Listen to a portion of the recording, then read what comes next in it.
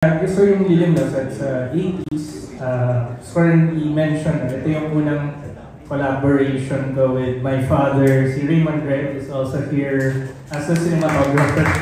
So ano na rin siya, award-winning filmmaker, legend na din.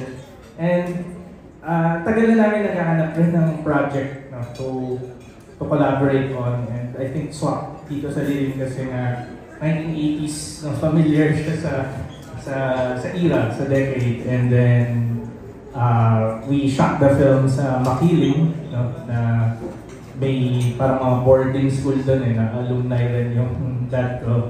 So parang yung myths and yung atmosphere ng Makiling, diba? We had to utilize it for the film, and challenging rin siya kasi may mga set pieces kami na we had to build sa studio. So if nakita niyo yung production designer dun sa isang clip, si Ana Lou Sanchez, who I work with sa Erie, nakita niyo yung background studio, so marami rin kami binild para very controlled, very deliberate yung design for the movie, kasi nga period film. And then, nag-shoot rin kami sa mga certain, mga kumbento dito, pero ni-recreate lang namin yung interiors, parang iniba namin yung loob. Nag-build kami ng mga panels. So very very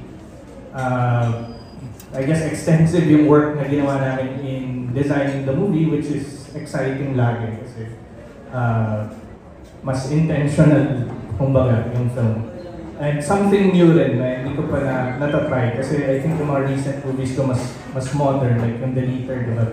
Techno-horror, internet, diba? So ito naman going back to mas classical na horror genre. Second question ko direct sa inyo pa din. Napansin ko po lately, ang daming horror movies talaga. And I remember about 2 or 3 decades ago, horror movies ang nagpakilala worldwide sa mga Thais.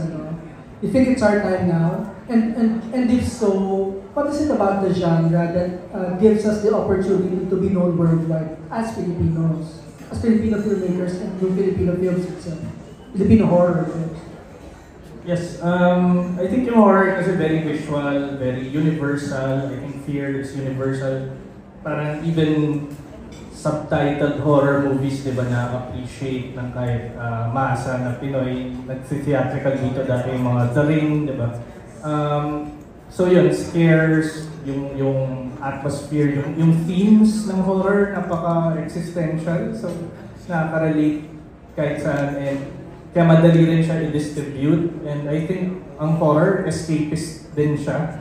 Lalo na dito sa Philippines, diba? Kaya nagpa-flock yung mga audiences sa horror, just like romance or rom-com. Parang barkada movie siya eh. May release rin eh. Hindi lang siya scare. Minsan after the jump scare nga, maririnig ka sa cinema, tatawa sila. Kasi may parang release of tension yan. No? So I think yun ang reason napaka-successful ng horror.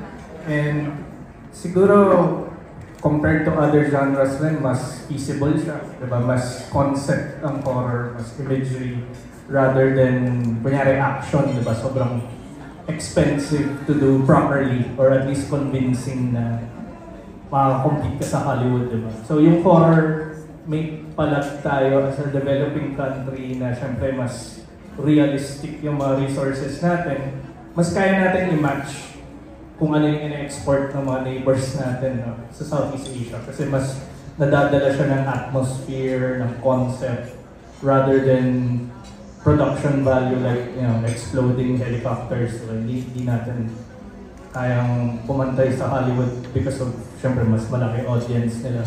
So, I think yun yung reason, very, realistic to export, no, na genre coming from Filipino filmmakers. And we can also, syempre, parang include nga yung culture natin, yung subtext ng stories natin, even though yung package niya genre, and malaki yung audience niya worldwide. So I think yun yung opportunity dun. That's why siguro nag-gravitate ako personally towards horror. Pero I still do other genres. I even did like something totally different, yung mas wholesome na sports movie with Friendly Fire just before this. So I try to do different things, pero I think horror lang talaga yung nagre-resonate with the large audience.